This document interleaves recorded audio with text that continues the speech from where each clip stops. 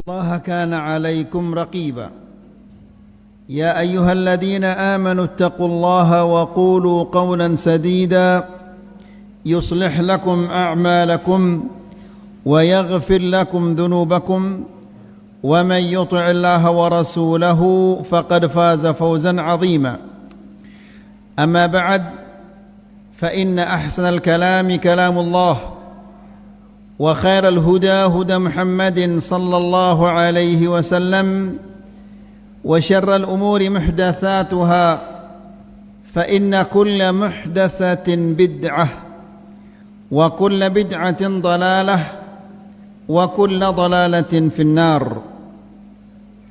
Bapak-bapak dan ibu-ibu yang dimuliakan Allah Subhanahu wa taala. Alhamdulillah, segala puji bagi Allah Subhanahu wa taala yang pada malam ini Allah Subhanahu wa taala memberikan kita taufik dan memberikan kita hidayah sehingga kita bisa mendatangi majlisul ilm untuk mendengarkan ayat-ayat Allah dan mendengarkan hadis-hadis Rasulullah sallallahu alaihi wasallam. Bapak-bapak dan ibu-ibu yang dirahmati Allah, ketika kita menuntut ilmu, ada suatu hal yang harus kita ingat, tidak boleh kita lupa, bahwa ketika kita menuntut ilmu agama, itu kita mencari kebaikan akhirat. Karena mau tidak mau pasti kita akan berpindah dari alam dunia menuju alam akhirat. Maka sungguh rugi orang-orang yang hanya membangun dunianya dan merusakkan akhiratnya.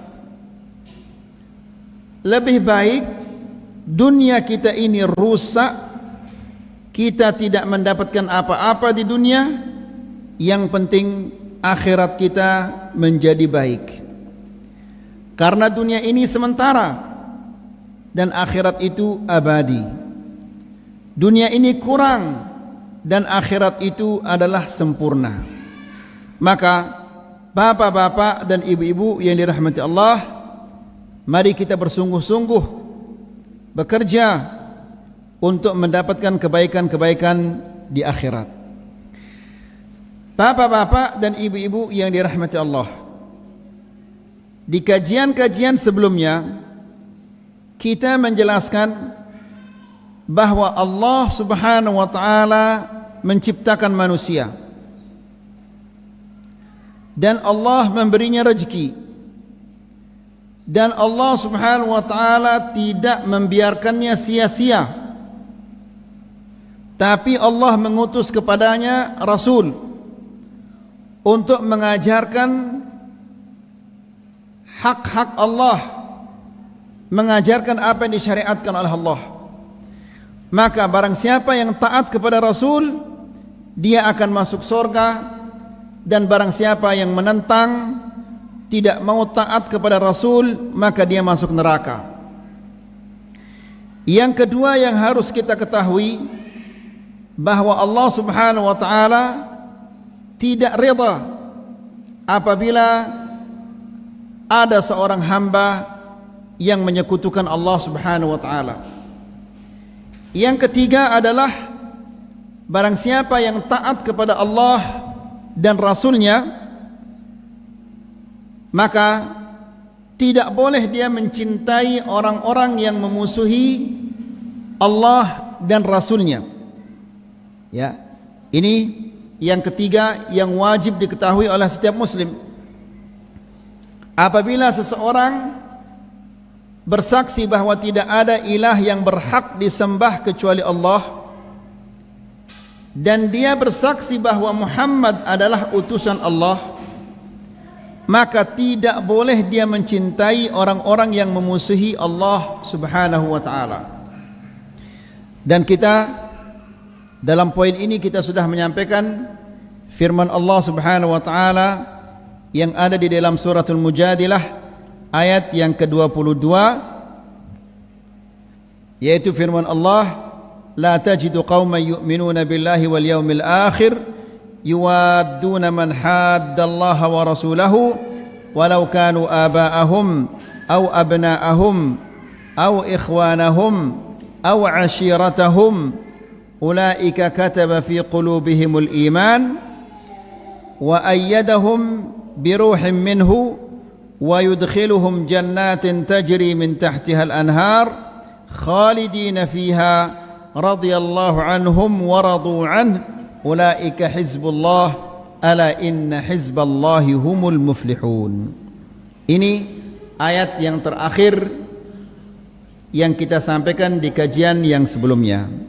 Masih di sini masih ada beberapa ayat lagi ayyuhal ikhwah. Kita lanjutkan. Wa qala ta'ala, dan Allah Subhanahu wa ta'ala berfirman, ya ayyuhalladzina amanu la tattakhidul ladzina ittakhadhu dinakum huzwan wa la'iba minal ladzina utul kitaba min qablikum wal kuffara awliya. Artinya adalah, wahai orang-orang yang beriman,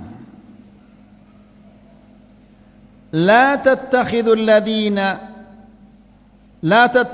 ladzina ittakhadhu dinakum huzwan wa la'iba.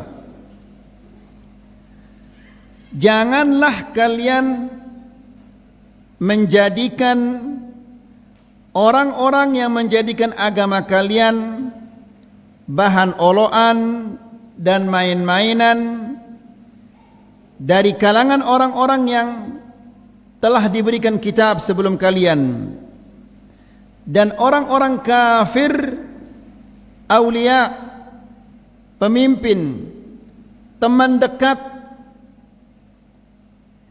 orang yang kita sayangi, orang yang kita cintai.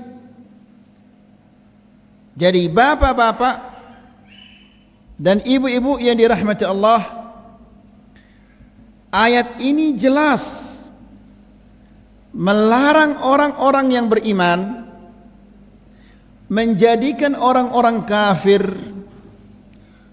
orang yang menjadikan agamanya sebagai oloan, sebagai ejaan. Dilarang kita untuk menjadikan mereka ini teman dekat kita. Dilarang kita menjadikan mereka ini adalah orang yang kita sayangi. Kenapa? Tidak pantas orang yang beriman mencintai orang-orang yang tidak beriman. Orang yang tidak beriman itu adalah musuh Allah. Bagaimana pantas, bagaimana bisa orang yang beriman mencintai orang-orang yang dimusuhi oleh Allah? Orang yang beriman mencintai Allah dan mencintai apa yang dicintai oleh Allah. Orang yang beriman membenci apa yang dibenci oleh Allah. Nah, Allah Subhanahu wa taala membenci orang-orang yang tidak beriman. Maka kita juga kewajiban kita untuk membenci orang-orang yang tidak beriman. Ya. Kemudian Allah Subhanahu wa taala berfirman, "Wattaqullah." Bertakwalah kepada Allah, in kuntum mu'minin, jika kalian beriman kepada Allah Subhanahu wa taala. Jadi jelas ayat ini melarang kita untuk menjadikan orang-orang yang tidak beriman sebagai teman dekat. Ya. Sayang kepada mereka, curhat kepada mereka. Tidak boleh itu bapak-bapak dan ibu-ibu yang dirahmati Allah. Ya, tidak boleh kita curhat, mengeluarkan isi hati kita, mengutarakan isi hati kita kepada orang-orang yang tidak beriman. Tidak boleh. Ini diingat ya, bagus-bagus ini. Ya. Karena luwe ita batur-batur te ini adalah temannya orang-orang bid'ah. Ya. Kemudian dia akrab sama orang-orang bid'ah. Kira-kira orang bid'ah itu dia cinta kepada sunnah Nabi sallallahu alaihi wasallam atau membenci sunnah Nabi? Membenci sunnah Nabi sallallahu alaihi wasallam. Bagaimana kita orang yang cinta kepada sunnah Nabi, kita menjadikan orang yang membenci sunnah Nabi menjadi teman dekat kita? Tidak pantas ini. Bagaimana kita orang yang cinta kepada sunnah Nabi sallallahu alaihi wasallam mengutarakan isi hati kita kepada orang yang tidak suka kepada sunnah Nabi sallallahu alaihi wasallam? Tidak boleh ini. Allah Subhanahu wa taala tidak menyukai hal ini. Kemudian Allah Subhanahu wa taala berfirman di dalam ayat yang lain dalam surat At-Taubah ayat 23 dan 24. Antum perhatikan ayat ini baik-baik ayo ikhwah. Ya, dan fahami dia baik-baik ayat ini. Ayat ini ada di dalam surat At-Taubah ayat 23 dan ayat 24. Mungkin nanti antum baca kembali di rumah. Allah Subhanahu wa taala berfirman, "Ya ayyuhalladzina amanu la tattakhidhu aba'akum wa ikhwanakum awliya'a in istahabbul kufra 'alal iman." Ya, ayat ini sangat tegas memutus hubungan kita dengan orang-orang yang tidak beriman. Apa firman Allah? Ya ayyuhalladzina amanu, wahai orang-orang yang beriman, janganlah kamu jadikan bapak-bapakmu, saudara-saudaramu, ini bapak dan saudara. Kita ini adalah air mani bapak kita. Saudara itu kita sama. Saya air mani bapak, kita air mani bapak, dia juga saudara kita juga air maninya. Maka ini adalah orang yang paling dekat hubungannya dengan kita. Nah, Allah Subhanahu wa taala mengatakan, "La tattakhidhu aba'akum wa ikhwanakum." Jangan kalian menjadikan bapak-bapak kalian, saudara-saudara kalian, awliya'a, orang-orang yang kalian sayangi, orang-orang yang kalian cintai, ya, inistahabbul kufra 'alal iman. Apabila mereka mencintai kekufuran di atas keimanan. Ya. Namun tentunya bapak-bapak terlebih dahulu harus kita menasihati. Kita menerangkan kepadanya, ini agama Allah, ini syariat Allah. Maka jika dia tolak, maka putus hubungan kita. Meskipun dia adalah bapak kita sendiri, meskipun dia adalah saudara kita sendiri. Ingat ikhwani fiddin azakumullah, di kajian yang sebelumnya Allah Subhanahu wa taala memerintahkan Nuh, menjelaskan kepada Nuh bahwa anaknya itu tidak termasuk apa? Tidak termasuk apa? Anaknya sendiri tidak termasuk apa? Tidak termasuk keluarganya. Jadi Allah memutus hubungan kekeluargaan antara Nuh dan anaknya. Gara-gara apa? Karena anaknya Nuh alaihissalam itu tidak beriman. Jadi apabila orang itu tidak beriman, maka putus hubungan kita. Di dalam ayat ini Allah menjelaskan, kalau bapakmu dan saudara-saudaramu lebih mencintai kekufuran daripada beriman, maka putus hubungan sudah. Ya, putus hubungan kita. Tapi tentunya bapak-bapak dan ibu-ibu dirahmati Allah, banyak orang yang memusuhi sunnah, Banyak orang-orang yang melakukan kesyirikan, tapi dia tidak tahu, dia jahil. Ya, dia tidak tahu kalau meminta di kuburan itu adalah kesyirikan. Dia tidak tahu bahwa melakukan maulid itu bid'ah. Mereka jahil, mereka tidak tahu. Ya, mereka perlu kita nasihati. Perlu untuk kita jelaskan kepada mereka karena mereka jahil. Dan seandainya kita juga jahil, tidak diberikan hidayah oleh Allah Subhanahu wa taala, mungkin kita akan menjadi seperti mereka atau bahkan mungkin lebih jelek dari mereka. Kemudian kata Allah, "Wa man yatawallahum." Barang siapa yang menjadikan mereka itu teman dekatnya, kekasihnya. Menjadikan siapa? Menjadikan orang-orang yang tidak beriman itu. Dijadikan sebagai teman dekatnya, dijadikan sebagai karibnya, dijadikan sebagai kekasihnya. Ya. Faulaika humudz zalimun. Mereka itu adalah orang-orang yang zalim. Nas'alullah as-salamah wal-afiyah. Lihat ayyuhal ikhwah, bagaimana Allah Subhanahu wa taala memutuskan bahwa mencintai orang kafir atau menjadikan mereka teman akrab, meskipun dia itu adalah bapak kita sendiri, meskipun dia itu adalah saudara kita sendiri, maka dia adalah orang-orang yang zalim. Lalu apa penjelasan Allah? Qul in kana aba'ukum. Katakanlah ya Muhammad, katakanlah kepada mereka, jika bapak-bapak kalian dan anak-anak kalian dan saudara-saudara kalian dan istri-istri kalian dan keluarga kalian, wa amwalun iqtaraftumuha, dan harta yang kalian telah hasilkan, wa tijaratun takhshawna kasadaha, dan rumah dan perniagaan, perdagangan yang kalian khawatirkan kerugiannya, wa masakinu tardawnaha, dan rumah yang bagus, ya, ahabba ilaikum minallahi wa rasulihi wa jihadin fi sabilih, yang kita sebut di atas tadi, lebih kalian cintai daripada Allah dan Rasulnya dan berjihad di jalan Allah.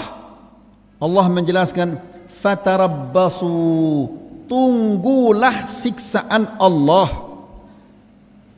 Ya, fatarabbasu hatta ya'tiyallahu bi amrih, tunggulah siksaan Allah Subhanahu wa taala yang akan menimpa kalian. Ya, maka bapak-bapak dan ibu-ibu yang dirahmati Allah, kita harus setiap hari, ya, apabila kita berdiri di kaca waktu mau nyisir atau mau memperbaiki bajunya, ya, atau ketika sholat malam, setelah sholat malam, coba tanya pada diri sendiri, saya ini termasuk orang yang mencintai Allah dan Rasulnya atau tidak? Ya, bagaimana kita mengetahui kita ini mencintai Allah dan Rasulnya atau tidak? Apabila ada perintah Allah dan Rasulnya yang bertentangan dengan keinginan hati kita, mana kita lebih utamakan? Kalau kita mengutamakan perintah Allah dan Rasulnya, maka itu tanda bahwa kita mencintai Allah dan Rasulnya. Kalau tidak, berarti kita tidak mencintai Allah dan Rasulnya. Lihat lagi, apakah perintah Allah dan Rasulnya lebih kita utamakan daripada perintah bapak, ibu, istri, anak, tetangga, atau orang-orang lainnya? Kalau perintah Allah dan Rasulnya kita utamakan, maka kita termasuk orang-orang yang mencintai Allah dan Rasulnya, dan kita termasuk orang yang beriman. Tapi kalau perintah mereka, kesukaan mereka yang kita lebih utamakan, maka tentunya ini adalah orang-orang yang tidak beriman. Ya, rumahnya yang bagus, perdagangannya, lebih dia utamakan daripada perintah Allah dan Rasulnya, terutama musim hujan seperti ini. Kan ini musim talat bahasa anda kan? Ya, biasanya kalau sudah musim talat itu masjid sepi. Ya, mana orang-orang ini? Semuanya imma di sawah atau di kebun. Ya, padahal dari sawahnya, dari kebunnya dia dengar hayya 'alas salah, hayya 'alal falah, tapi tidak datang ke masjid. Ya, nah, ini dia beriman apa enggak? Beriman kira-kira ini? Hah? Kada jawab ya kah? Hah? Beriman ini? Tidak. Ya, apakah orang yang seperti ini dia cinta kepada Allah dan Rasulnya? Tidak.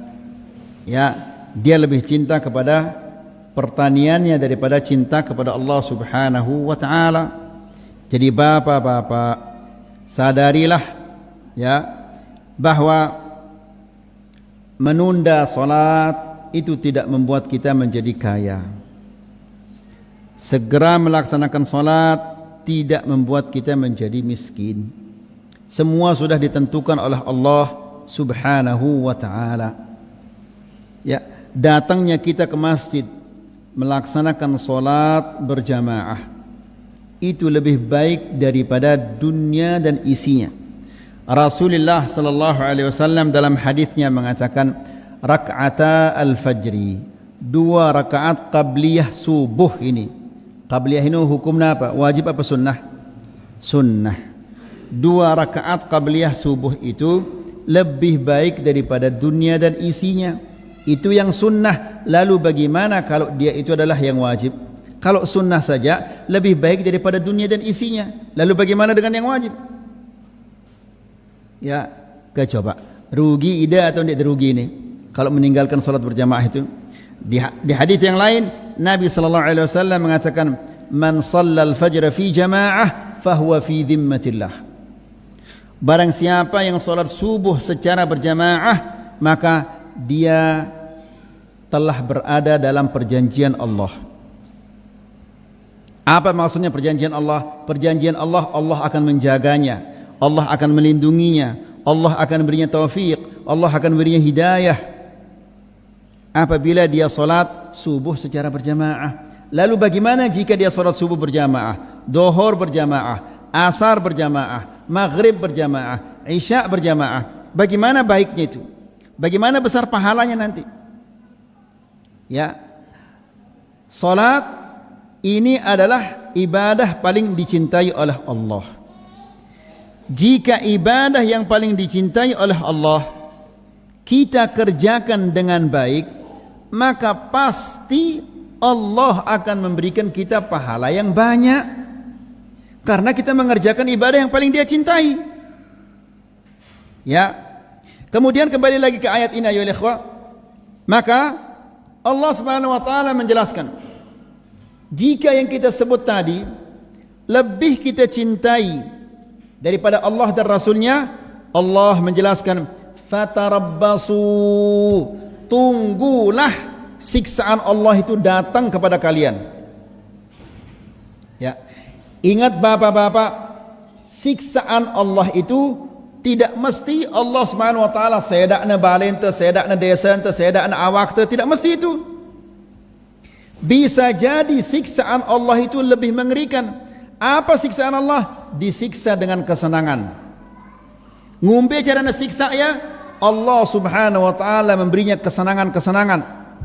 Dia senang harta banyak-banyak, tersadek ya si Allah Subhanahu wa taala harta yang banyak, diberikan kesehatan, diberikan segala-galanya, sehingga dia jauh dari Allah.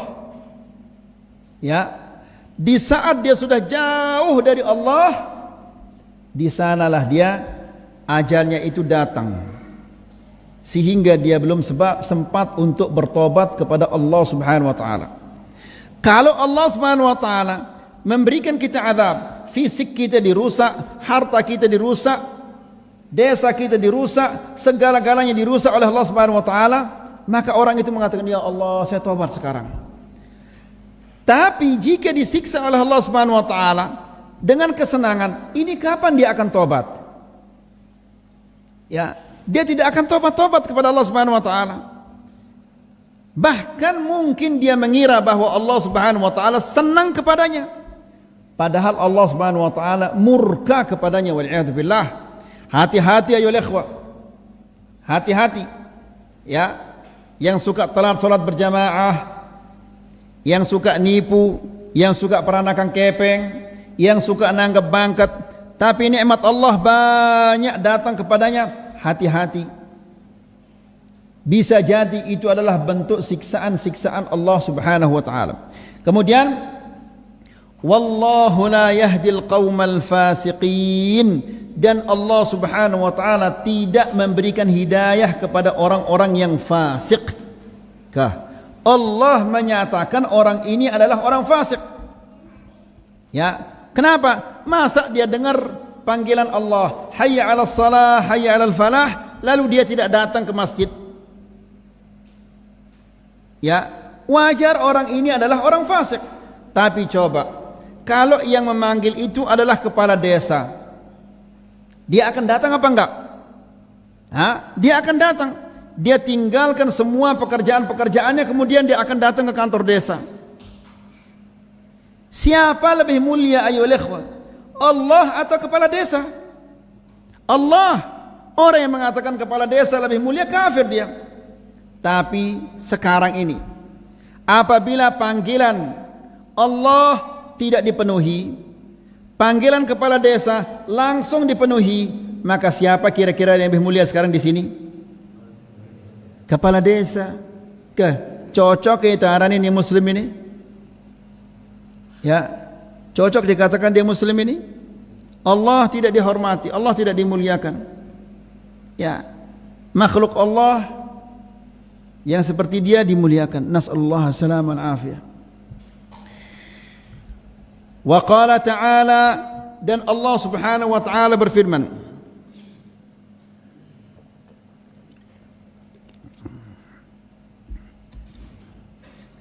laqad kanat lakum uswatun hasanatun fi Ibrahim walladzina ma'ah. Allah berfirman di dalam suratul Mumtahanah ayat yang keempat. Allah Subhanahu wa taala berfirman, telah ada pada diri Ibrahim. Ibrahim ini namanya Abul Anbiya, bapaknya para nabi. Ya, nabi-nabi Bani Israel semuanya dari anak cucunya Ibrahim. Nabinya orang Arab, nabinya orang Islam, juga dari cucunya Ibrahim alaihissalam. Ya, apa kata Ibrahim alaihissalam? Firman Allah Subhanahu wa taala, qad kanat lakum uswatun hasanatun fi Ibrahim. Telah ada teladan yang baik untuk kalian, wahai orang-orang Islam, fi Ibrahim walladzina ma'ah, pada Ibrahim dan pengikut-pengikut Ibrahim. Apa yang kita akan teladani dari Ibrahim alaihissalam dan pengikut-pengikutnya? Perhatikan ini ayolah ikhwah. Idh qalu liqaumihim, mereka mengatakan kepada kaumnya, karena ada jamak kaumnya ini, inna bura'a'u minkum wa mimma ta'budun, kami berlepas diri dari kalian. Ya, kenapa dia berlepas diri? Karena kaumnya itu tidak beriman. Tidak beriman kepada Allah, tidak beriman kepada Rasulnya. Mereka menyembah patung, menyembah bulan, menyembah pohon. Nah, Ibrahim alaihissalam dan pengikut-pengikutnya mengatakan, inna bura'a'u minkum, kami berlepas diri dari kalian, wa mimma ta'buduna min dunillah, dan kami juga berlepas diri kepada semua yang kalian sembah selain Allah. Ingat ayo ikhwah, apa definisi Islam itu? Pernah kita sampaikan di sini, Islam itu adalah al-istislamu lillahi bit-tauhid. Pasrah diri kepada Allah dengan bertauhid. Wal inqiyadu lahu bit-ta'ah, dan senantiasa taat kepada Allah. Kemudian wal bara'atu minasyirki wa ahlih, dan berlepas dari kesyirikan dan dari pelaku-pelaku kesyirikan. Ya, demikian seharusnya seorang muslim. Apabila ada teman kita syirik kepada Allah, keluarga kita yang syirik kepada Allah, meskipun teman keluarga dekat kita, tadi kita menjelaskan, ya, bapak-bapak kalian dan saudara-saudara kalian, jangan jadikan mereka teman dekat kalian, orang yang kalian cintai, orang yang kalian kasihi, jika mereka mencintai kekufuran lebih daripada keimanan. Nah, Allah Subhanahu wa ta'ala menjelaskan bahwa Ibrahim alaihissalam berlepas diri dari kaumnya. Ibrahim dan pengikut-pengikutnya berlepas diri dari kaumnya. Wa mimma ta'buduna min dunillah, dan dari segala sesuatu yang kalian sembah selain Allah, kafarna bikum, ya, kami mengingkari kekufuran kalian ini. Wa bada bainana wa bainakumul baghdha al-adawatu wal baghdha, dan sejak saat ini telah ada antara kami dan kalian permusuhan dan kebencian. Nah, perhatikan, permusuhan dan kebencian. Orang muslim, orang yang beriman, harus dia memusuhi kekufuran dan pelaku-pelaku kekufuran. Namun kita wajib menasihati.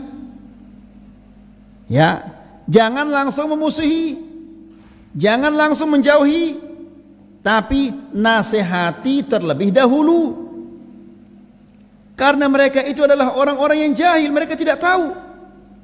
Seandainya mereka tahu, tidak mungkin mereka akan melakukan kekufuran ini. Wa bada bainana wa bainakumul baghdha, dan telah ada sejak saat ini permusuhan dan kebencian antara kami dan kalian. Sampai kapan ini? Permusuhan dan kebencian ini sampai kapan? Abadan, selama-lamanya. Ya, hatta tu'minu billahi wahdah, sampai kalian beriman kepada Allah Subhanahu wa taala satu-satunya. Sampai kalian menyembah Allah, beribadah kepada Allah Subhanahu wa taala satu-satunya, dan tidak beribadah kepada selain Allah. Ya. Jadi bapak-bapak dan ibu-ibu ini rahmat Allah. Namun kita ingatkan kembali, ibadah itu bukan hanya sekedar rukuk sujud nama ibadah. Meminta kepada selain Allah, apa yang diminta kepada Allah itu namanya ibadah. Ya, sekarang orang yang membawa ajimat, apa tujuannya membawa ajimat? Apa kira-kira tujuannya itu? Ya, tujuannya adalah supaya dia selamat. Ya, begawar ya, ngenti ya ajimat, takut serigala, takut harimau, takut dan ini dan itu dan seterusnya. Berarti dia membawa ajimat itu tujuannya adalah untuk mendapatkan keselamatan. Sementara yang bisa memberikan keselamatan itu hanyalah siapa? Hanyalah Allah. Nah, meminta keselamatan ini dari selain Allah, itu namanya beribadah kepada selain Allah. Kalau orang itu beribadah kepada selain Allah, kira-kira masihkah orang ini dikatakan dia muslim? Tidak bisa dikatakan dia muslim sementara dia beribadah kepada selain Allah. Orang muslim itu dia beribadah hanya kepada Allah. Kalau dia beribadah kepada selain Allah, maka dia bukan orang muslim. Kemudian kata Syekh di sini, wali anna muwalata man haddallaha wa mudaratihi tadullu ala anna ma fi qalbil insani minal imani billahi wa rasulihi dhaif. Dengarkan ini baik-baik bapak-bapak dan ibu-ibu. Kata Syekh, dan mencintai, menjadikan teman dekat, menjadikan teman akrab. Siapa itu?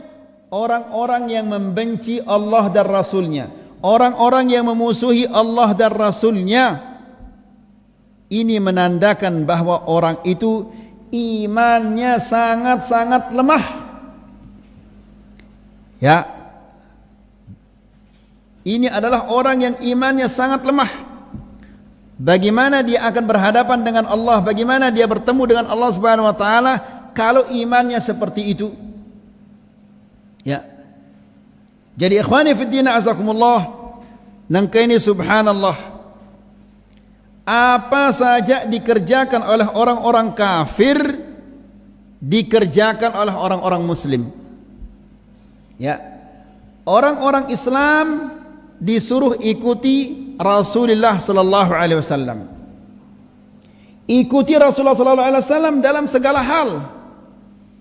Ikuti ibadahnya, ikuti akidahnya, ikuti akhlaknya, bagaimana caranya Rasulullah berpakaian, bagaimana cara Rasulullah makan, bagaimana cara Rasulullah sallallahu alaihi wasallam buang air kecil, buang air besar, bagaimana caranya masuk ke rumahnya, bagaimana caranya masuk masjid, bagaimana dia keluar masjid, bagaimana dia keluar rumahnya. Itu dianjurkan, disuruh kita untuk ikuti. Semua yang datangnya dari Rasulullah kita diperintahkan untuk mengikutinya. Ya, karena semua yang dari Rasulullah SAW itu baik. Ya, dan berguna bagi kita di dunia dan di akhirat. Nah, orang kafir balakna itu nurut ya. Jangan ikuti orang kafir. Kenapa? Karena semua yang datangnya dari orang kafir itu dia jelek. Akidahnya jelek, ibadahnya, akhlaknya jelek. Akan tetapi diikuti apa enggak orang kafir itu? Diikuti. Rasulullah sallallahu alaihi wasallam yang diperintahkan untuk diikuti, diikuti apa ditentang? Ditentang. Ya. Coba bapak-bapak dan ibu-ibu yang dirahmati Allah, lihat, la tattabi'unna sanana man kana qablakum shibran bi shibrin wa dhira'an bi dhira'in hatta law dakhalu juhra dabbin la dakhaltumuh. Kalian akan mengikuti jejak-jejak orang-orang yang sebelum kalian, orang-orang Yahudi dan orang Nasara. Umat Islam pasti akan mengikuti orang-orang Yahudi dan orang-orang Nasara. Sejengkal demi sejengkal, sehasta demi sehasta. Bahkan seandainya orang Yahudi dan orang Nasara masuk ke lubang biawak, milui tenda, ya, biawak itu lubangnya sempit dan banyak pengkolat tingkukan-tingkukannya, sehingga kalau dia keluar dari, dia mundur caranya keluar, saking sempitnya. Maksudnya adalah sekecil apapun yang dilakukan oleh orang Yahudi dan orang Nasara akan dilakukan oleh kaum muslimin. Ya, bahkan Nabi sallallahu alaihi wasallam mengatakan, hatta law kana fihim man ya'ti ummuhu alaniyah lakana fi ummati kadzalik. Seandainya ada orang-orang Yahudi dan orang-orang Nasara yang berzina dengan ibunya secara terang-terangan, maka nanti juga akan ada di umatku ini yang akan berzina dengan ibunya terang-terangan. Na'udzubillah.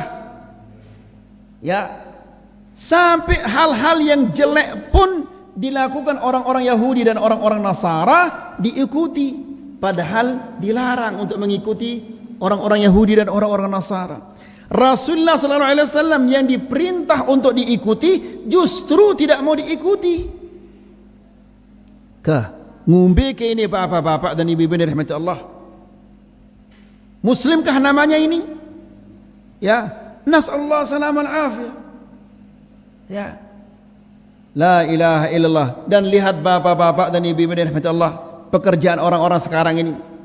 Ya, katanya Islam, tapi hari raya Idul Fitri iya, Idul Adha juga iya, kemudian Natal ikut, kemudian apa lagi dengan perayaan orang kafir ini? Valentine ikut, kemudian Merry Christmas ikut, selapuna ikut. Jadi agama yang campur-campur ini. Ya, nas'alullah salamal afiyah. Jadi harus kita hati-hati bapak-bapak. Apabila seseorang sudah mencintai kekufuran lebih daripada iman, maka putus hubungan kita. Ya. Kemudian, jadi orang-orang yang mencintai orang-orang yang memusuhi Allah dan Rasulnya, ini tanda bahwa imannya dia lemah. Li'annahu laysa minal aqli an yuhibbal insanu syai'an wa huwa aduun li mahbubihi. Karena tidak masuk akal ada orang yang mencintai sesuatu yang dibenci atau yang dimusuhi oleh orang-orang yang dia cintai. Kita mencintai Allah, tapi kita cinta kepada musuh-musuh Allah. Masa masuk akal ini? Bagaimana caranya berpikir ini? Kalau cinta kepada Allah, maka cintailah orang-orang yang dicintai oleh Allah. Kalau dia mengatakan cinta kepada Allah, tapi dia cinta kepada musuh Allah, ini tidak cinta namanya ini, ayyuhal ikhwah. Ya, ini musuh Allah namanya ini. Lihat Ibrahim alaihissalam, dia berlepas diri dari kaumnya, termasuk berlepas diri dari bapaknya. Ya, Nuh alaihissalam berlepas diri dari anaknya. Ya, Abu Ubaidah Amir ibnul Jarrah, sahabat yang mulia ini, di peperangan Uhud tidak ada pepadu Quraisy ini yang berani menghadapinya kecuali satu orang. Orang yang satu ini selalu dia ikuti Abu Ubaidah. Mbembe aning nek milu doang dengan ini, tapi Abu Ubaidah selalu menghindarinya. Akhirnya Abu Ubaidah mengatakan, kalau terus-terusan begini enggak jadi saya berjihad. Akhirnya ditebaslah orang ini jadi dua, dibelah jadi dua. Karena Abu Ubaidah meskipun dia kurus, dia orang yang sangat kuat fisiknya. Jadi dihantamlah orang ini sehingga dia terbelah menjadi dua. Siapa orang itu? Bapaknya. Bapaknya itu kah? Saya sirani ngono coba kah? Ya. Itu adalah kekufuran dalam bentuk tubuh bapaknya. Ikhwani fi din azakumullah, pernah kita menyampaikan di sini Ibrahim alaihissalam mendoakan, memintakan bapaknya kebaikan di akhirat. Diterima oleh Allah permintaannya Ibrahim? Tidak diterima. Lalu Allah Subhanahu wa taala berfirman kepada Ibrahim, "Wahai Ibrahim, lihatlah apa yang di bawah kakimu." Ternyata ada apa? Hah? Bangkai apa? Bangkai anjing hutan.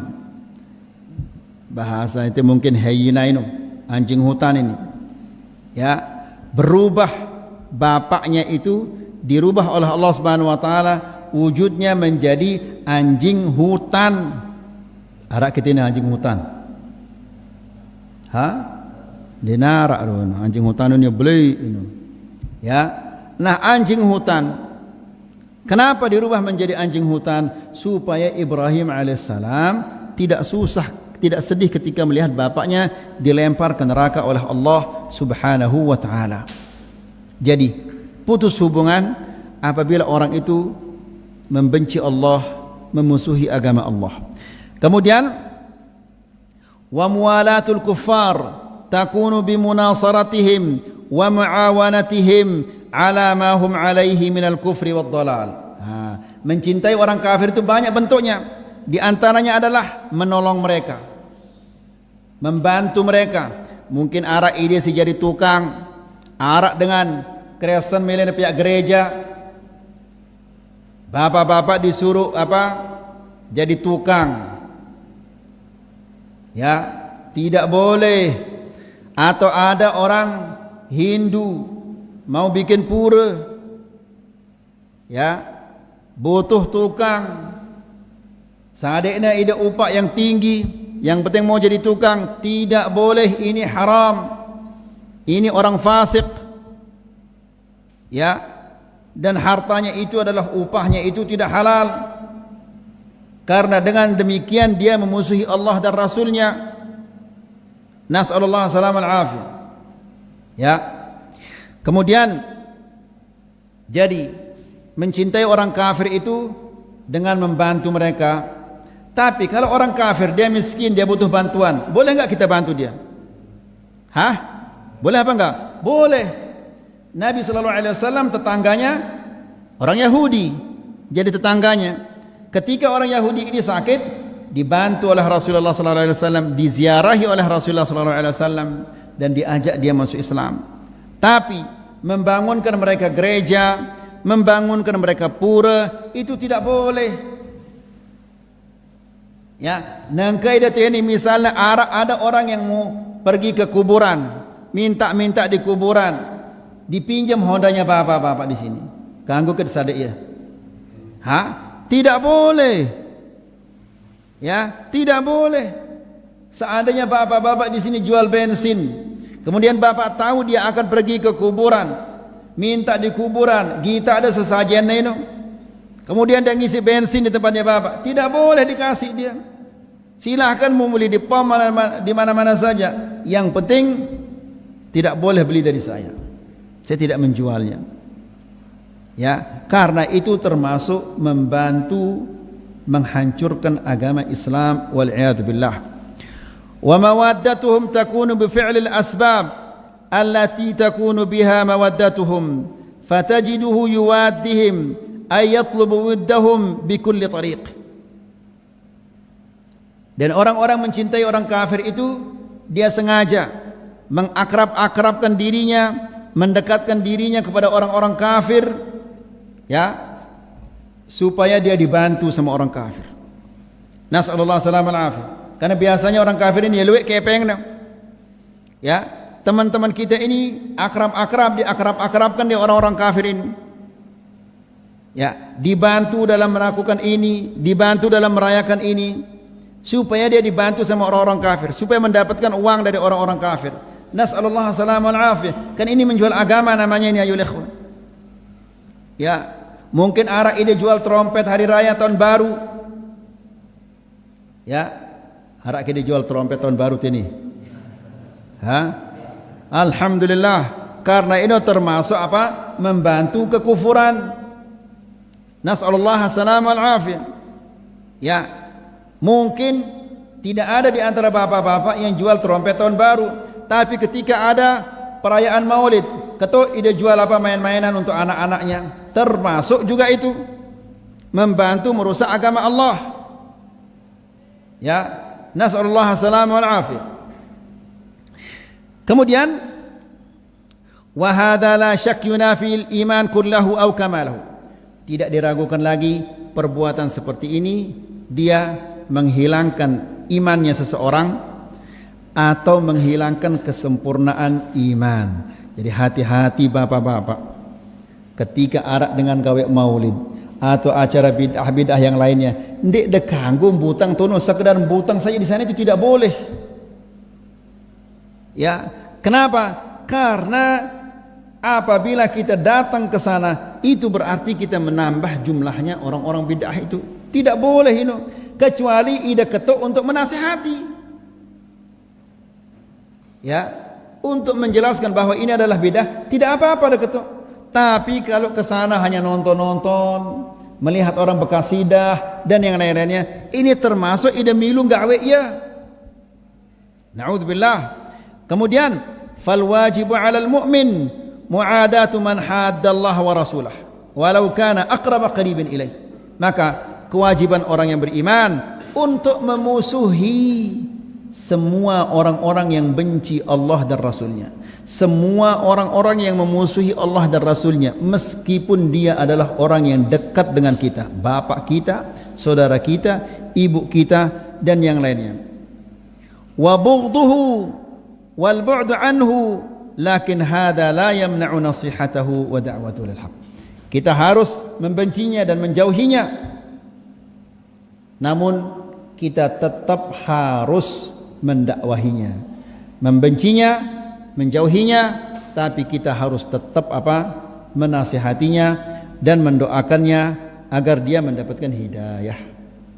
Ini yang bisa kita sampaikan pada malam ini, semoga ini bermanfaat. Wassallallahu ala nabiyina Muhammad walhamdulillahi rabbil alamin.